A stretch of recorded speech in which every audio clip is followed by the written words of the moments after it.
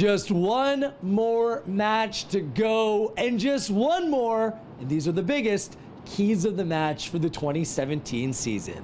Gareth Wheeler with you. It's all set, all the talking's being done, the banter is being on flames, but let's get down to brass tacks. Here are your three keys to the match for the 2017 MLS Cup final, your Toronto FC and the Seattle Sounders. The first key of the match, let the Seba show begin. Sebastian Giovinco, the most important player on the field for either side come Saturday. He is that match-winning, the game-breaking ability that few players have.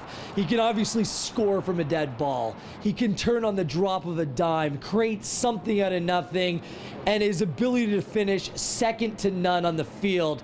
Giovinco just has that way of drawing so much attention, just like he did on the goal that sent Toronto FC to the MLS Cup final, drawing three Columbus Crew defenders towards him. A crafty back heel, setting Josie Altidore and Victor Vasquez off to do the rest on that match-winning goal, getting TFC back here in a final at BMO Field. Giovinco, however, has only played 5 games in the last 3 months. There's a lot of expectation for a player who hasn't played a lot of match football as of late. Look, the good news is that he's healthy. The injuries that plagued him last year are no longer an issue. Going 90 minutes plus will be a non-factor for Sebastian Giovinco. He's healthy, he's motivated, he's inspired, he's ready to light this game on fire.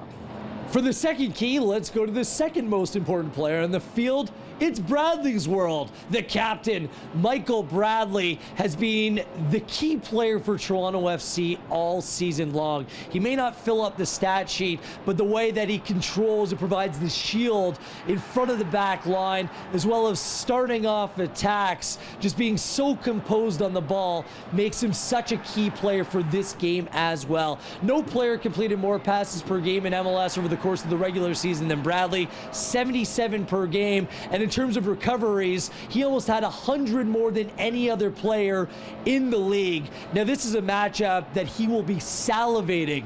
Ozzie Alonso, the Seattle Sounders captain, is out. He's unavailable to play come Saturday, meaning a little bit more of a different midfield for the Seattle Sounders than we saw a season ago. Defensively, they'll basically line up in a 4-4-2 formation with Clint Dempsey. It's really not in his DNA to kind of backtrack and stay with a player like Michael Bradley, and if he doesn't, then that means that Bradley will have more room to exploit, setting off those attacks, working those precision passes from right to left and left to right across the field. So whether it's defensively or attacking perspective, Bradley's going to be a central figure literally on the field come Saturday. His determination, the way he leads, is just so important to this group.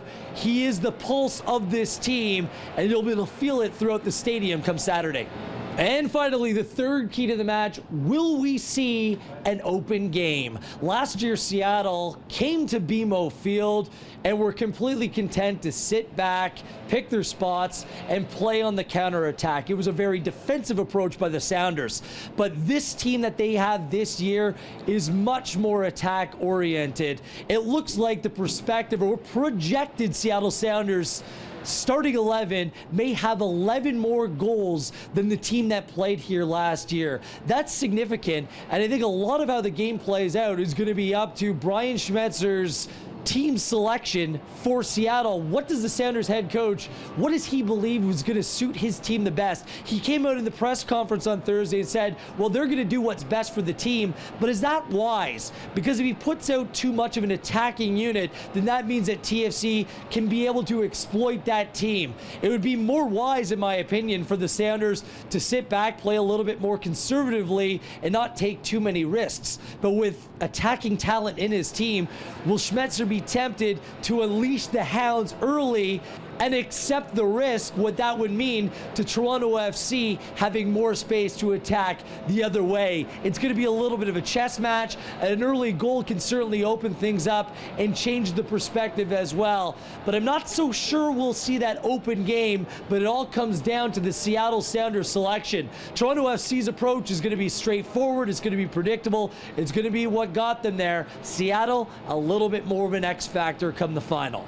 A couple keys to an enjoyable Saturday for you. There's going to be 46 cameras, a helicopter, a sky cam. It's going to translate so well over the course of your television set.